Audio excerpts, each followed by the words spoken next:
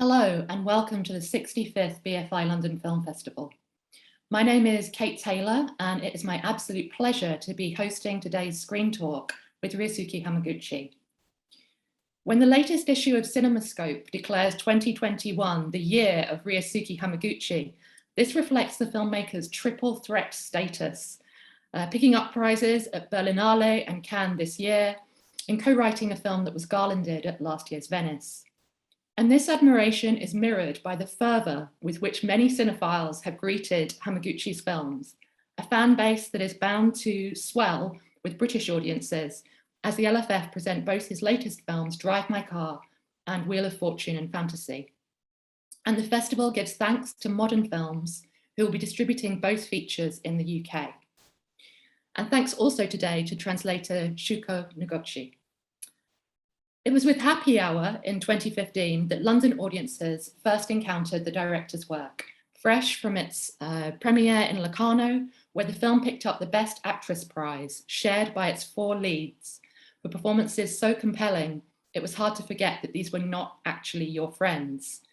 This was followed by Asako 1 and 2, a disarming, funny, and charming meditation on how past loves can continue to have a huge emotional hold over us.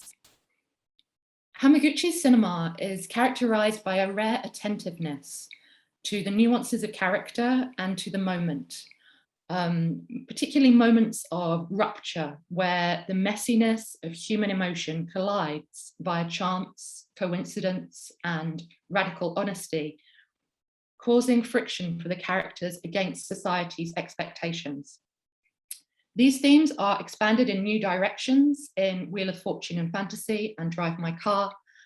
And to discuss those films and his broader career and approach to filmmaking, we are delighted to welcome Ryosuke Hamaguchi. Hello. Hello, nice to meet you, Kate. Thank you. Thank you for the introduction.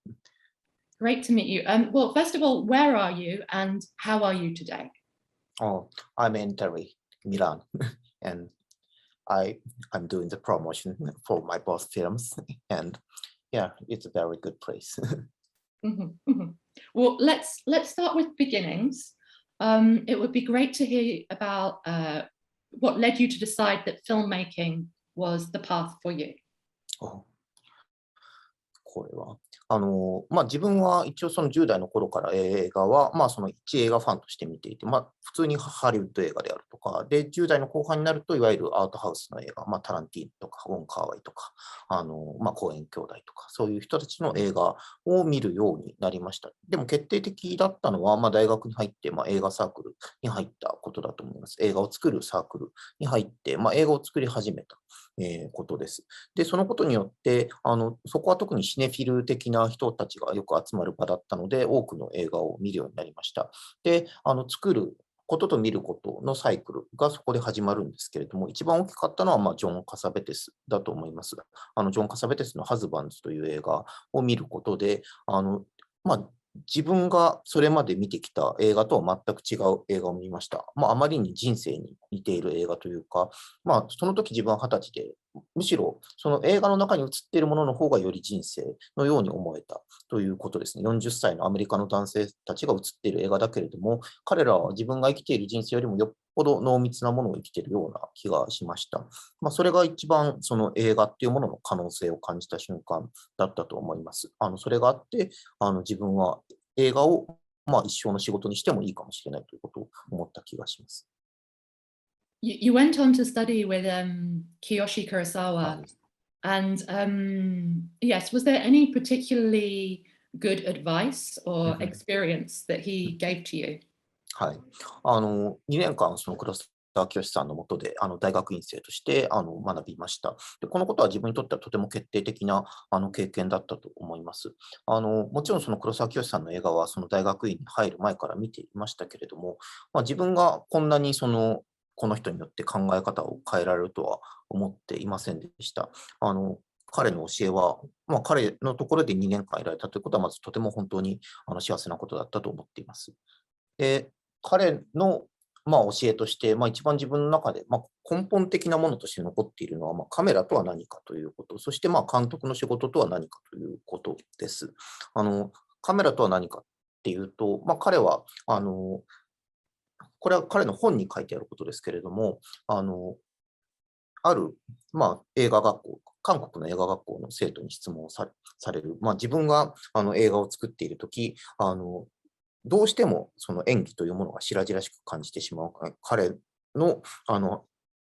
俳優の演じていることというのが、どうしても白々しく、ただセリフを覚えて言っているようにしか見えないんだけれども、一体どうしたら自然に演技がしているように見えるんだろうかっていうことを、その学生が黒沢さんに尋ねる。で、黒沢さんは、それは当たり前だと。なぜなら俳優はセリフを覚えてそれを喋っているんだから、そういうふうに映るのはもう全く自然なことだし、カメラというのはそういう、ありのままに記録をする機械なんだ。ということを言いました。そして、そういう機械を使って、フィクションを作るというのは、そもそも矛盾した行為なんだということを言いました。これはすごく衝撃的でした。こういう本来だったらドキュメンタリーを作るのに向いているようなカメラというものを使ってフィクションを撮るっていうことが、土台間違っているという認識はすごく自分にとってはその後の指針になったと思います。自分が、それまでも何本も映画を作ってましたけれども、うまくいかない理由っていうのははっきり分かったような気がします。で、その監督の仕事というのは、つまりはカメラをどう扱うかということです。で、彼がもう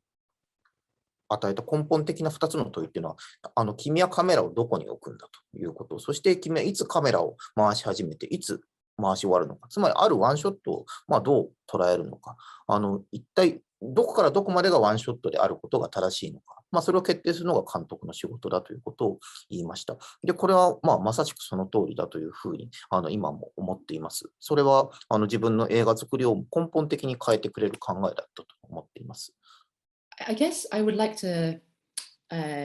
ping straight forward to a visual question about the camera and your use of camera. I was going to ask later about Wheel of Fortune and Fantasy, but it's been going through my mind whilst you've been speaking. In that film, actually you use it in other films as well, but there it feels there's a very particular use of eye line to express something distinctive, a kind of a distinctive emotional moment. And you do this thing, I think, once in each of the 3 episodes, where the characters will look kind of to camera, kind of to the other character. And I was just wondering if you could expand on that very particular use of camera for effect, and how you feel, I guess, that your relationship to the camera has changed over the past few films. はい。そのカメラの置き方に関する考え方というのはもう監督によって本当に様々で、それがその監督の作家性を決定していると思うんですけれども、自分が一つの原則としているカメラの置き方というのは、とにかく見えやすいところに置くということです。一番物事が見えやすいところに置くというのが、自分が考えていることです。それは例えば人物の表情であったり、その人物の位置関係であったり、そういうことをまず一番わかるような位置に置くということを考えます。で、この真正面というカメラポジション、人物の真正面というカメラポジションというのは、ごくごくシンプルに一番その人のことが見えるポジションだというふうに思っています。で、ただ、一つ問題があるとすれば、それは演じるっていうことが、一番高まるポジションだっていうことですね。演じることの純粋性みたいなものが一番高まってくるポジション。つまり、彼は、対話する相手と話しているようなふりをしてカメラを見ている。で、そのこと自体が記録されてしまう。そういうポジションだと思います。で、そうすると、その時、演じるということそのものが、良くも悪くも映ってしまうというふうに思っています。このポジションは、そのキャラクター、その役者の感情そのものまでも、映すことがあると思います。で、その時に、その演じているということ、があまりに映りすぎてしまうと、観客は、ある濁りを感じることになるとも思っています。なので、これはとても危険なポジションでもあります。で、このことを解消するためには、俳優の集中力みたいなものが、最も高まっている時でないと、このポジションは、少なくともあるリアリズムの演技としては使えないということです。で、実際このポジションに置く前に、多くの場合、2人に実際に向かい合って演技をしてもらって、で、それで OK とこちらが、自信を持って言えるような、そういう演技というものがまず取られていなくては、このポジションに置くことはできないとも思っています。このポジションに置くことができるのは、俳優の集中力が十分に高まっている瞬間に限られていて、で、それが結果的にすごくエモーショナルな瞬間に、その真正面にカメラが来るっていうことともつながっているとも思います。で、これは、あまりに表現として強すぎるので、いつまでどこまで使っていいかというのはいつも悩ましいんですけれども、ただ、やはりとても、本当に、その、役者ともキャラクターともつかない存在が、よく見える、ポジションではあるので、ついつい使ってしまうポジションですね。Well, it's very effective, I think. Thank you. I want to come back to this idea of the camera being a tool for documentary, and in particular your documentary practice. After the Tohoku earthquake and tsunami, you went and recorded many testimonies of and interviews with survivors, which resulted in several films. We saw a kind of echo of that in Asako 1 and 2, with them visiting as volunteers in Sendai. How do you feel that this experience of recording people's stories has fed into your fiction filmmaking as well? はい。このドキュメンタリーを撮った経験、今からちょうど10年ぐらい前になりますけれども、これは本当に決定的に重要な経験だったというふうに思います。自分の人生にとって、すごく、その後の、指針になるような、そういう経験だったというふうに思います。ドキュメンタリーは酒井光という人と一緒に、共同監督をして、3本作りました。そのうち2本は、津波の被害に遭った人たちの、インタビュー。で、もう1本は、その東北地方というところに伝わる、民話ですね。その民話をずっと聞き続けてきた人の、インタビューっていう風になってます。で、この3本を、トリロジーと呼んでますけれども、この3本を貫くテーマというのは、一つは聞くということだったと思います。あの、このドキュメンタリーを撮っている間に、自分自身が感じていたことというのは、人は聞かれることによって、本当に自分自身を深く表現することができる、深い部分から表現することができるということでした。自分たちは震災というものが、東京で自分たちは暮らしていたので、一体どういうことなのか、それはテレビとかで見るけれども、ニュースとかでその映像は見るけれども、それがどういうことなのか、ちゃんと分からなかった。というのがあります。で、自分たちはそこに行って、それが一体何であったのかっていうことを、人に尋ねることで、分かりたいというふうに思いました。ただ、それは、実際それが、津波の様子がどんなものであったかとか、そういうことだけではなくて、そこで失われた、生活というもの、暮らしというものがどういうものだったかということを聞くことだったと思います。そうでないと、その震災というものが、分からなかったような気がしているんですけれども、そうしていくと、そうやって、どのようなことでも、いいから聞かせてくださいというふうに、いわゆる被災者と言われている人たちに話を聞くと、彼らの語りっていうのは、やっぱりすごくパーソナルな、個人的なものになっていく。自分たちがこの土地と一体どういう関わりを結んでいて、す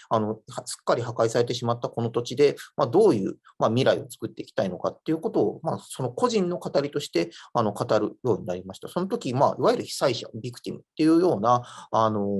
ものでは、その人たちは亡くなっていって、自分の前に、自分と、なんだったら、ある意味では変わらない個人っていうものが現れたような気がしています。で、その表現力っていうのは、自分たちが聞きたいっていうふうに願うことによって、それがベースとなって生まれてきたものなんじゃないかということを思いました。そのことは自分自身がそのフィクションを作る上でも、とても大事な経験になってます。で、先ほどのその Q&A でも少しだけ話しましたけれども、役者もまたカメラに撮られることに対して恐怖や不安というのを感じているのではないかというふうに思いました。ドキュメンタリーの時はそれはすごく当然のものとして、彼らはそのカメラの前に立つ経験がない人たちなので、その不安を和らげなくてはいけないということは、その聞く姿勢ともつながっていることだったんですけれど、その経験を通じて、カメラっていうものが、どれだけ人を、写し取ってしまうかということ。それは、単に体だけを撮ってるんではなくて、精神的なもの、感情的なものまで、撮ってしまうんだということを理解したときに、役者という仕事が、とても危険で、とても負担のあるものだっていうことを理解することができました。なので、この聞く態度っていうものを、自分がフィクションを撮るときの撮影現場に持ち込みたいと思いました。で、そうすると、それは役者にとっては、役者はあるセリフを言ったり、別のキャラクターを表現はしますけれども、それを通じてやはり自分自身を表現しているというところはとてもあると思います。なので、その役者が自分自身を表現することを助けることができるように、現場でも役者に、関心を払うということ、役者が何を考えているか、何を感じているかということを自分が常に関心を持つようにするということをしていると思います。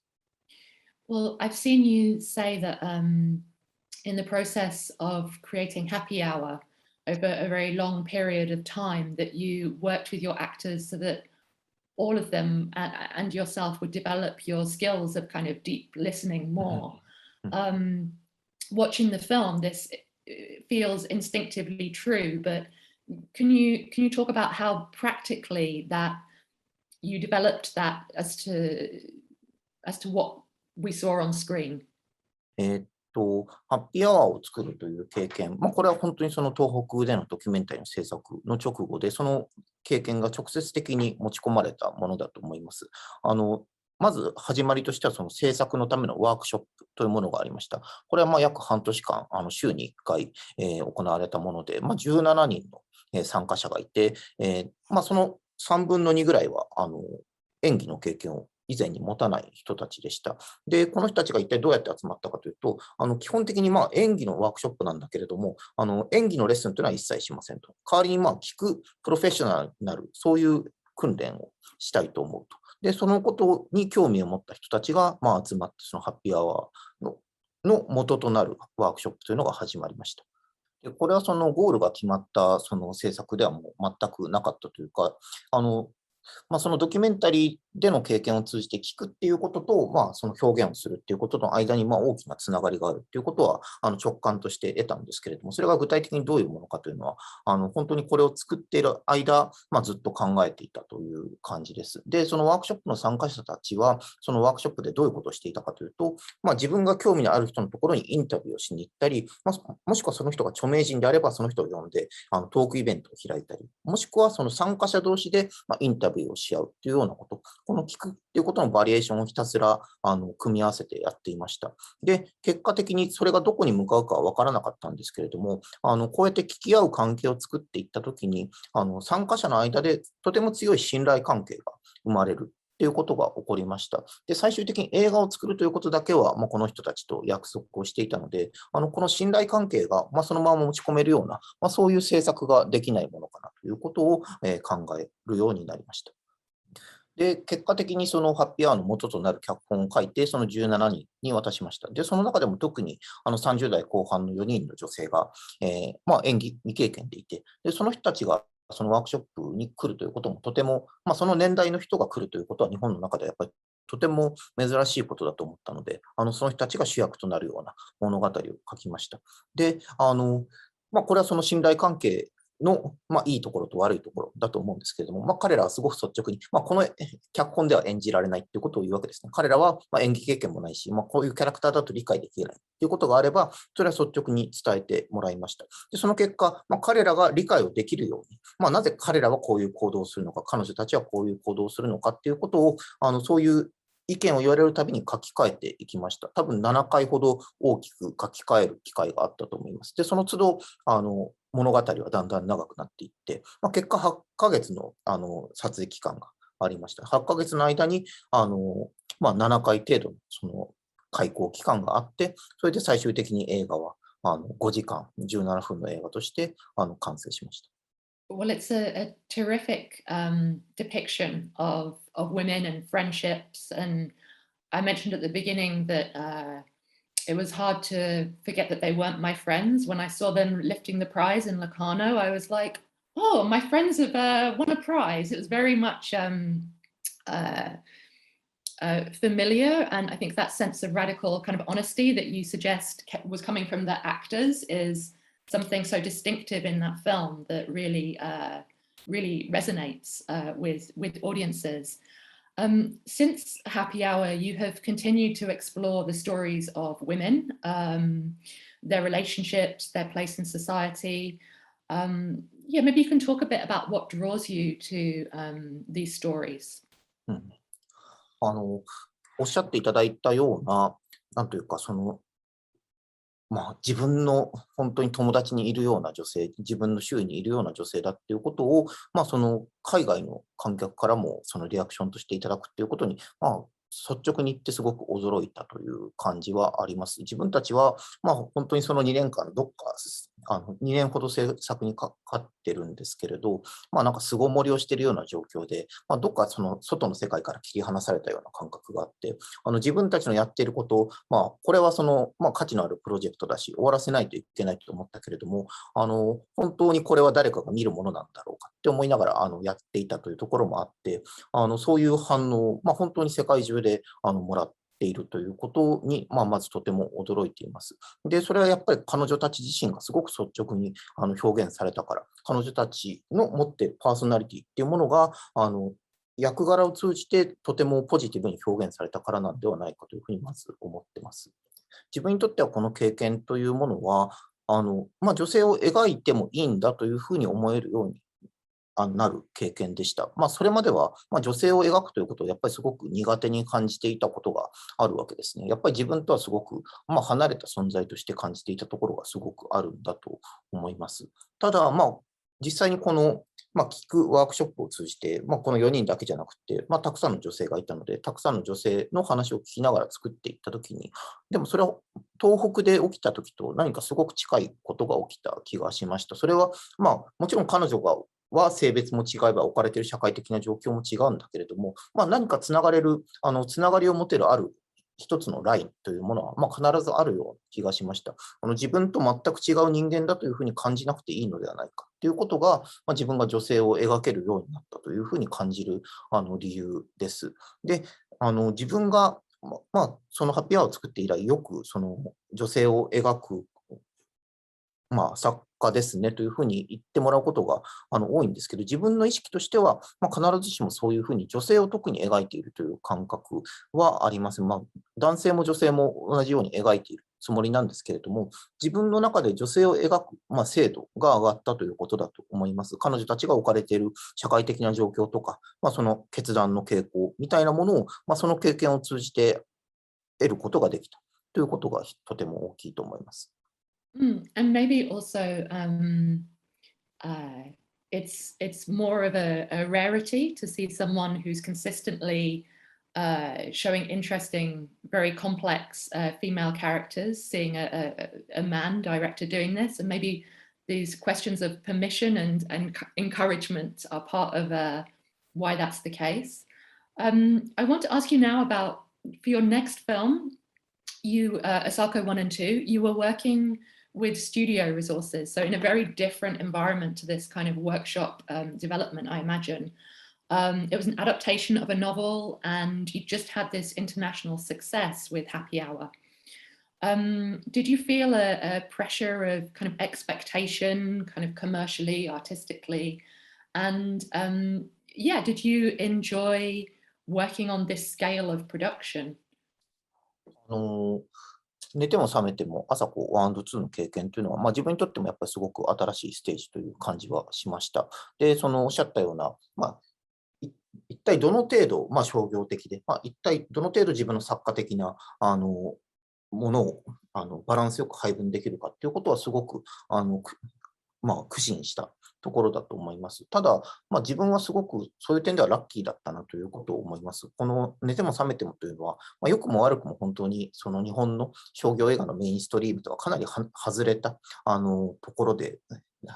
外れた、物語になっていて、で、そういうものを許容してくれたプロデューサーたちがいるっていうことは、すごく自分にとってはありがたいことでした。自分の過去作を見た上で、こういうものを任せてくれたっていうところがあって、それはすごくありがたいことだったということはまずあります。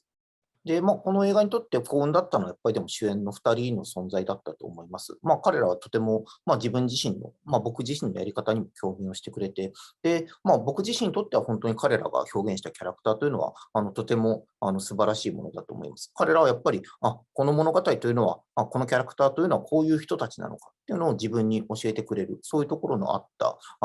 俳優たちでした。なので、そのことはとてもまずありがたいというふうに思っています。ただ、そのやっていて感じたのは、やっぱりその前がハッピーアワーが2年かけた制作だったということもあって、寝ても覚めてもは、脚本自体は時間はかかっているんですけれども、撮影期間はやっぱりとても、短いものだった。1ヶ月程度。これでもその日本映画の標準よりは長いんですけれども、そのために、準備の時間というのが、十分に取れないっていう感覚はありました。で、こういうやり方を繰り返していると、運がいい時しか、いいものができないなということを思いました。寝ても覚めてもの時は自分はラッキーだったと思いますけど、こういうラッキーはなかなか続かないんじゃないだろうかという気はしました。なので、自分の映画制作として、時間をかけていく方向、そのハッピーアワーで感じたような時間をかけることの、強みっていうものを映画制作の中に与えられないかと思って、その後の偶然と想像や、ドライブ・マイ・カーというのはできていると思います。I would like to ask maybe another technical question here, because when I was rewatching Asako 1 and 2,いや、I was very struck by the sound, and in particular, some very kind of subtle uses throughout that came to the fore on rewatching. For instance, things like when Baku is kind of humming under his breath, we feel this kind of physical thing is happening in Asako that maybe she doesn't even understand, but she's drawn to it. So I wonder if you can talk maybe in a broad sense around cinema, if there are particular ways that you enjoy employing sound or that you enjoy experiencing as a film audience member. うん、ありがとうございます。この寝ても覚めてもの音はドライブ・マイ・カーでも一緒にやった野村美樹さんという方がミキサーとしてサウンドミキシングをしてます。で、彼女はフランスに留学してフランスで音を学んだ人でもあって、日本のそのサウンド作りとはちょっと違うことをしている人でもあります。あの彼女の、とても素晴らしいところというのは、ダイアログと、ノイズと音楽っていうものがあって、それを全部、きちんと聞かせることができるということですね。日本の、商業映画だと、基本的にそのセリフに偏りがちな、ものなんですけれども、そのノイズの重要性っていうものが彼女にとってはより高いということです。で、そのノイズによって、そこには見えていない空間であったり、例えば足跡一つとっても、その歩き方の表現であったり、そういうものを彼女はとても、よく構築をしてくれているというふうに思います。で、そのことは自分にとってとても大事なことだし、最終的に彼女はとても、音楽的に、音を、構成してくれるというふうに思っています。で、自分にとって、特に演出の領域っていうのは役者のダイアログなんですけれども、役者のダイアログも自分にとってはその音楽的に、響くように、その本読みも繰り返していると思うんですけれども、最終的な彼女のサウンドミキシングで、とても音楽的な、音の作り方をしてくれていると思います。それを聞くこと自体を楽しむことができるような、そういう音の作り方をしてくれていると思います。Maybe now we will go to France and to Eric Romer, who I know was a major influence on Wheel of Fortune and Fantasy. This film consists of 3 short stories or episodes together, and I understand that this kind of thematic grouping of the stories is something that came from your thoughts around Romer. Maybe you can talk about why this structure appealed to you. はい、ありがとうございます。このロメールに関しては、本当に自分にとって、最も参照している作家の一人というか、自分にとっては心の先生というか、そういう人でもあります。で、ただ、すごくありがたいことでもあるんですけれども、自分がそのフランスに行った時に、あなたはリベットがとても好きですよねというようなことを言われたりする。それはそれでとてもありがたいことなんですけれど、ロメールなんだけどな、みたいな気持ちを持っている、ところで、寝ても覚めても作った後に、そのロメールの編集をしていたマリー・ステファンさんという方とお話をする機会をもらいました。で、ロメールの映画作りについてマリー・ステファンさんに、詳しく聞いていったときに、その短編制作の重要性っていうものを、気づかされるところがありました。ロメールにとってその短編っていうのがいかに重要なものだったか、その長編映画とのリズムを作っていく上で、自分がその時まだできてないチャレンジとか試したいことをする上で、短編っていうものがどれだけ重要だったかということを教えてくれました。で、そのことはすごく直接的にこの短編集のインスピレーションになってます。で、ただ日本ではその短編自体を流通させるということはとても難しいことなので、どうしたらいいかということを考えたときに、やっぱりそのロメールがやったパリのランデブーという映画、これがまずすごく参考になりました。短編を集めて長編サイズの映画にすれば、それは日本の興行にも乗ることができる、配給することができるということ、それはそのスタッフやキャストにとってもとても重要なことなので、このやり方であれば始められるというふうに思いました。で、そのロメールが与えてくれたその一つの着想として重要なものは、あと2つぐらいあると思います。それは小さなチームでやるということ。これは今回やってみて本当にフレキシブルな方法だというふうに思いました。コロナ禍、途中でそのコロナのパンデミックが起こりましたけれども、その最低限そのソーシャルディスタンスとか気にしてしまえば、この小さなチームであればほとんどこの影響は受けないということも思いました。小さなチームで作るというのは映画制作をし続ける上でとても有効な方法だというふうに思いました。あとは、このシリーズを作るということです。この偶然と想像も7話のシリーズを想定しています。一つのテーマを扱って、それのバリエーションを作っていくっていうことは、すごく自分のそのアイディアを育てていくのを助けてくれるやり方だと思いました。で、一番最初は偶然だけをテーマにしようと考えていたんですけれども、作っていくうちに、これはその想像力にも関わることだというふうに思って、タイトルは偶然と想像になりました。で、この想像というのは、でももしかしたらそのロメールよりもさらに自分に近いテーマなのかもしれないなということを思っています。Well, that's great that there's going to be more of them. That's very exciting. I guess maybe I will ask you though about this sense of coincidence and chance because it comes up in many of your films. Is this something that you're particularly sensitive to in your everyday life?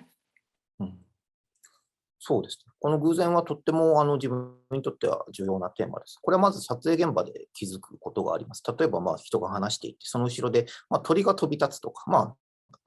例えば電車が何かその画面に入り込んでくるとか、たったそれだけのことでも、何かこの時間というのは何かかけがえのない一瞬を捉えたような気になることがあります。で、そういう偶然というのは、カメラを通じて気づくけれども、本当はもう自分たちの日常に溢れているんだと思います。で、この偶然っていうものをつかむことができれば、我々の人生っていうものも、どこか、これまでとは違う、これまでのルーティンとか繰り返しとは違うところに開かれていくというか、そういう感覚を持っています。偶然をつかむことによって、その人生というものをかけがえのない、一回きりのものにしていくことができるというふうに思うし、それは自分が本当に望んでいることともすごく近いのではないかと思います。偶然をつかむというのはとても大事な考えだし、それ自体もそのロメールから教わったことのような気がします。A moment like that that springs to mind is the scene in Asako 1 and 2 where they are running at the end by the river and the sunlight and the clouds following along. It's wonderful. Thank you. I kind of want to come back now almost to your John Cassavetes interest in the kind of 20-year-old watching husbands, because I think there's something in his films around an independence of spirit where you feel that it's outside of a rigid kind of screenwriting structure, but that anything could happen. That's a quality that I feel often in your films. I'm like, I really don't know what's going to happen next. And it's always, I think, because the films seem to be driven by what's inside people rather than a plot from outside. I mean, would you say that that's something that you share? まさにそうだと思います。自分がジョン・カサベテスの映画に惹かれているところもまさにそういうところというか、物語を超えた、人生そのもの、そして、本来だったらカメラに映らないような感情そのものが映っているっていうことが、自分がカサベテスに惹かれている一番の理由だとまず思います。で、カサベテスの映画は、もちろんハリウッド映画の、すごく基本的なフォーマットとは全然違う物語を持っている。けれども、重要なのはそれがすごく面白いということだと思います。で、これは、彼の、映画の時間の、得意な使い方によって可能になっているというふうに思います。彼の映画の中では、すごくこの時間は何なんだろうっていう時間が続くわけですよね。この、会話は一体どこに向かっているのか、一体何を話しているのか、あまりわからない。でも10分、20分聞いていると、だんだんとそのキャラクターとか関係性みたいなものが見えてくる。そういう会話のシーンを作っていると思います。で、これはやっぱりすごく現実と似ているんだというふうにも思います。そうすると、何か突然起きたとしても、それを受け入れられるようになるっていうふうにも、観客として感じています。で、これはやっぱり彼の映画が人生と似た時間を持っているからだと思います。人生では本当に何が起きるか、その先について知っている人は誰もいない。そういう感覚を彼の映画を見ると、持つことができます。で、彼の映画では常に決定的な変化っていうものがある時間の中で起きるわけですよね。で、そこまで見ていた時間の感覚っていうものはひっくり返されるような気がする。で、それは自分がすごく憧れている側面だと思います。彼の映画が人生そのものに近づいていくように、自分の映画もそうしたいと思うときに参考にする点だと思います。Okay, well, I think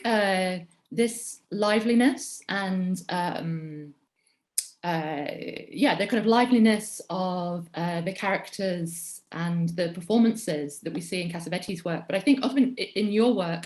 it can be confused. Audiences get confused in thinking that it's improvisation in a way that's in some ways it's like a compliment, but it's also, I think in Drive My Car, we see Kafuku, the actor and director, we really see his process of working with actors around a text, and it is a very strict process. And so I wonder maybe if you can talk a bit about how you, how you create from the text to the kind of performances that you've achieved in Drive My Car and Wheel of Fortune and Fantasy. この、まあ、自分にとってその役者の演技というのはすごく、最も大事なものです。一番映画にとって本質的なものだというふうに思います。で、これは予算の大小に関わらず、役者っていうものの生き生きした姿というものを捉えることができれば、観客はその映画を楽しむことができるということをまずとても信じています。なので、俳優たちが演じられる環境をいかに作るかというのがまず一番大事なことです。で、一番重要で、かつ難しいのは、この役者の自由と、ある種の正確さみたいなもの、なんていうのかな、をどう両立させるかということだと思います。自分自身の、好みとしても、そのフレームというものが、あまりに、がたついているようなものっていうのは、受け入れられないというようなところが、自分自身にあります。そして、一方で、日本人の俳優たちは特に、自由にと言っても、さほど自由に体が動くわけではない。これはもともと持っているその文化的なものがとても大きいというふうに思います。で、そういう状況の中で、一体どうやって、俳優から自由を引き出し、かつそれを素晴らしくショットの中に収めていくかっていうのは、自分が常に直面している問題です。で、この方法が多分その本読みということともつながってくると思います。本当に何度も何度もテキストを読みます。で、本読みをしながらテキストの修正はしていきますけれども、基本的にはそのセリフ通りに言うっていうことを、役者には求めています。ただ、この限定によってかえって自由になるっていうことがあるんじゃないかというふうに思っています。役者たちは、一体どこからどこに集中すればいいかっていうことがすごく明らかになるわけです。何から何まで自由な状況ではなくて、ある程度ルールが決まった状況の中で、その中で自由に振る舞う。これは例えばスポーツとか、そういうものを思い浮かべても分かりやすいと思いますけれども、あるルールの中で、一番自由になれる、一番集中力を発揮できるということがあるんじゃないかというふうには思っています。なので、自分はその一番自由に動けるような領域を確定するというか、それが一番自分の仕事にとって重要なことだと思っています。はい。Well, this balance of discipline and freedom works beautifully in terms of the performances that you bring out. We have to wrap it up there. Thank you, Ryosuke Hamaguchi. It's been so Thank you very wonderful much. to meet you. Thank you. Thank you very much, Kate. Thank you very much Thank too. you.